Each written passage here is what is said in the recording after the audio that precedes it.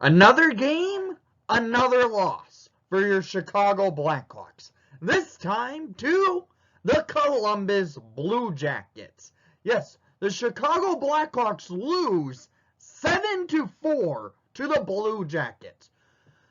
Where is defense with this Chicago Blackhawks team? Oh, wait, we don't have that. Where is goaltending? Oh, wait, we have a 22-year-old AHL starter in net tonight. Really don't blame Arvid Soderblom in tonight's action. He had a rough night, yes, but the Hawks' defense was horrendous. The Hawks couldn't do anything with their top lines. Yes, DeBrincat got on the board, but out of our top forwards, he was the only one to really get on the board.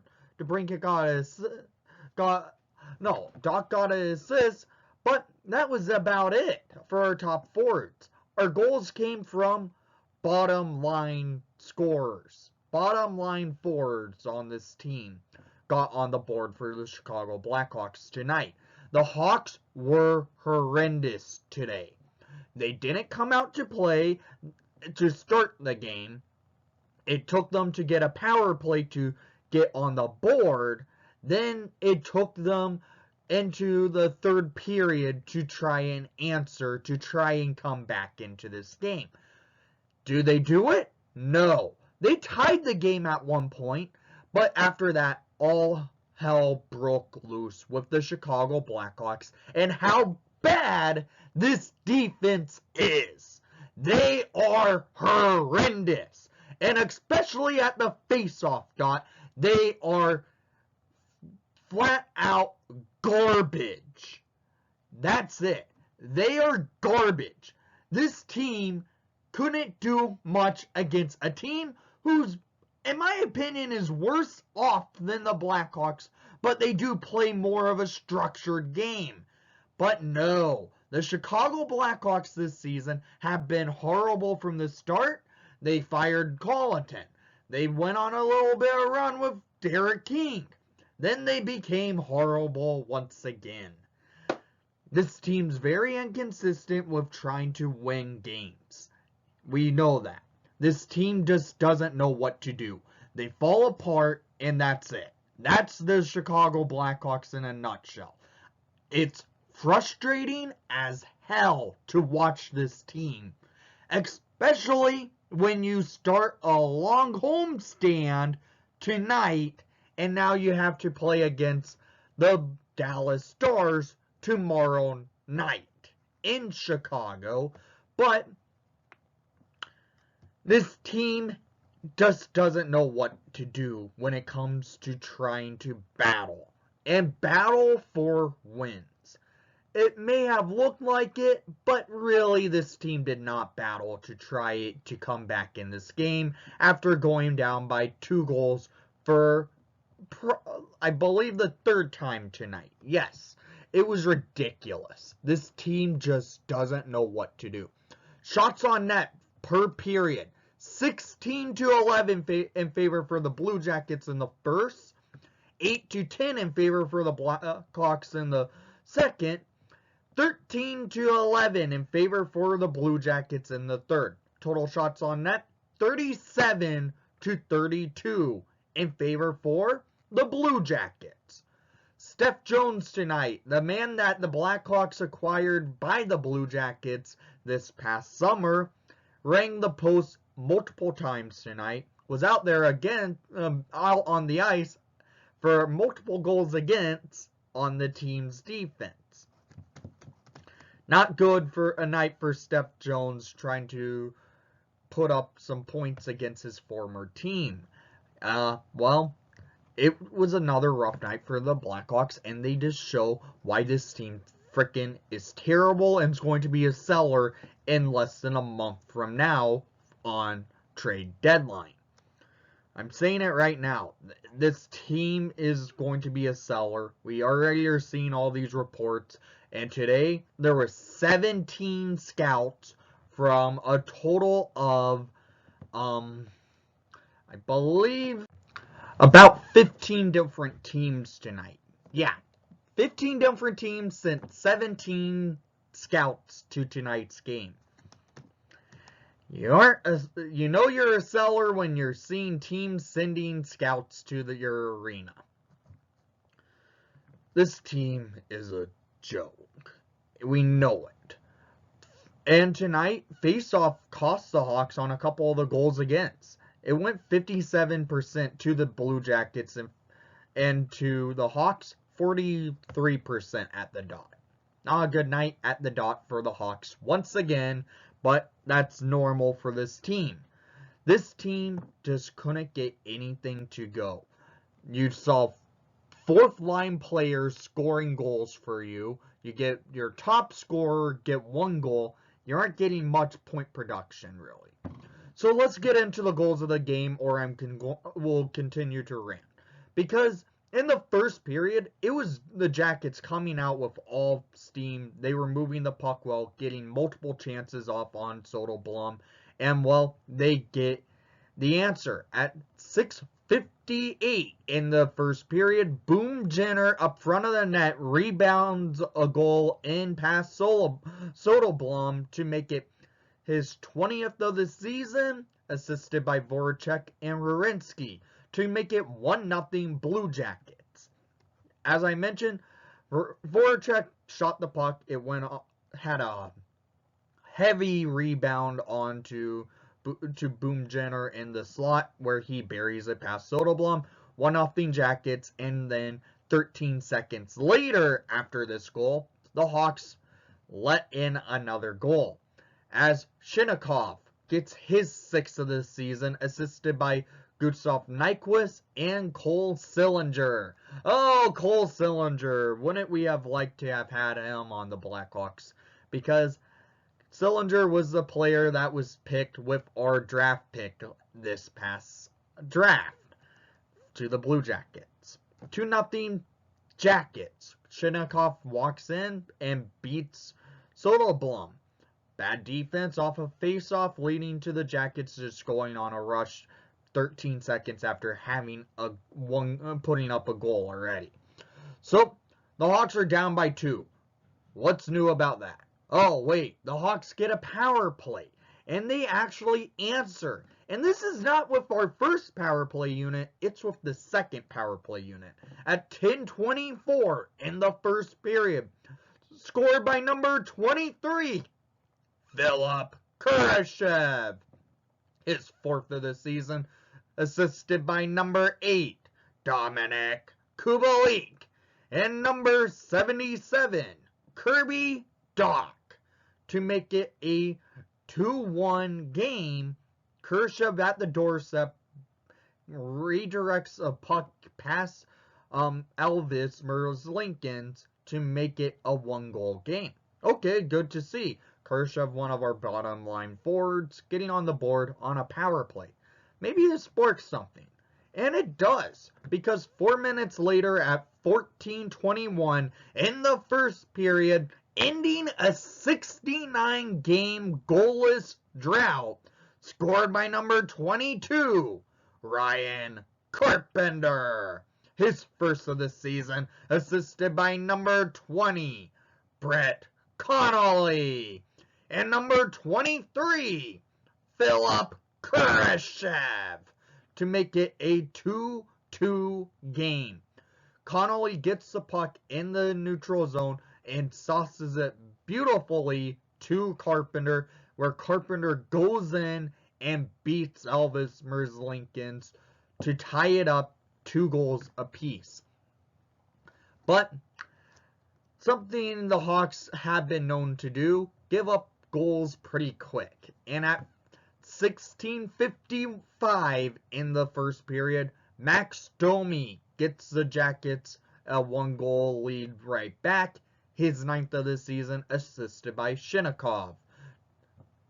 Yeah, Jackets get to answer right back and get on the board again.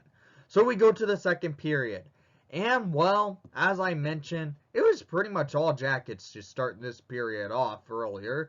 And they were moving the puck well, getting in. And, well, this happened. 9 seconds into the second period, Patrick Laine gets his first of the night, 14th of the season, assisted by Boom Jenner to make it a 4-2 game for the Jackets. The Jackets get their 2-goal lead right back to start the second period, and that's usually a backbreaker for a team. If it's 9 seconds into the period, yeah, the Hawks are going to be broken at that point. They tend to be at that point when they let in a late goal in the one period and an early goal in the next.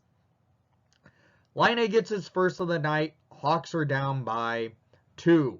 But it took a while for the Hawks to really do anything this period. The Jackets were coming in, getting a lot of opportunities, but it took until 18:02 in the second period, scored by number 58, Mackenzie Entwistle. His 5th of the season, assisted by number 44, Calvin DeHaan. And number 22, Ryan Carpenter. DeHaan shot the puck onto the net, and Entwistle gets it and beats Merzlikins to make it a 1-goal game going into the third period. And, well, going into the third period, it was pretty much Jackets to really start it all off. We didn't have a stoppage of play for a while, and it was back and forth hockey in the third period. Well, Patrik Laine gets on the board for his second of the night at 7:58 in the third period. This was assisted by Boone Jenner to make it a 5-3 game for the Blue Jackets. Hawks suck at the faceoff. This was off a faceoff in the defensive zone, and Jenner ties up, I believe it was Khrushchev, and Laine walks in and rifles one past Soderblom to make it a 5-3 game. That's his second of the night, but the Hawks do answer to get the Hawks back within 1. And at 8:58 in the third period, scored by number 12, Alex DeBrincat.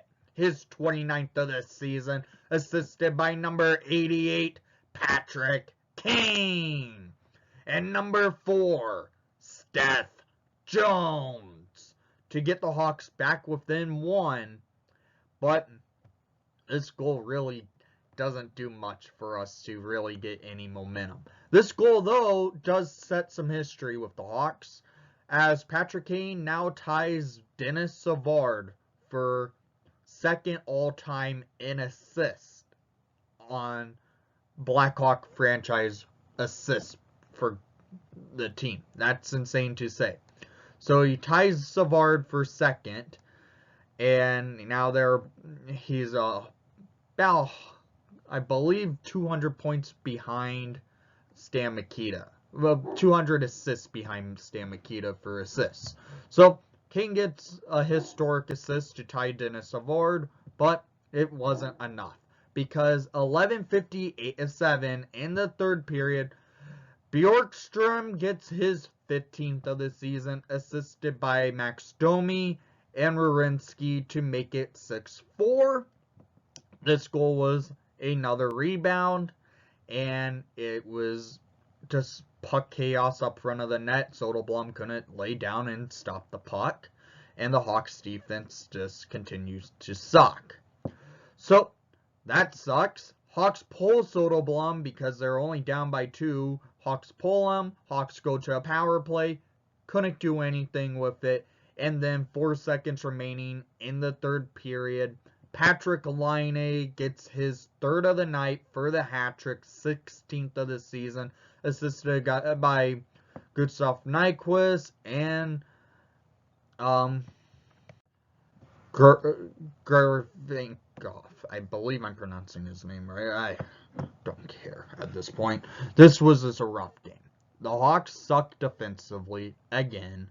We play a team who killed us last time tomorrow night. it's not looking good. Down in the comments down below, I want to hear what your thoughts were on tonight's game, because frankly, it was another poor performance. Zero effort by the Hawks defense tonight, I would say.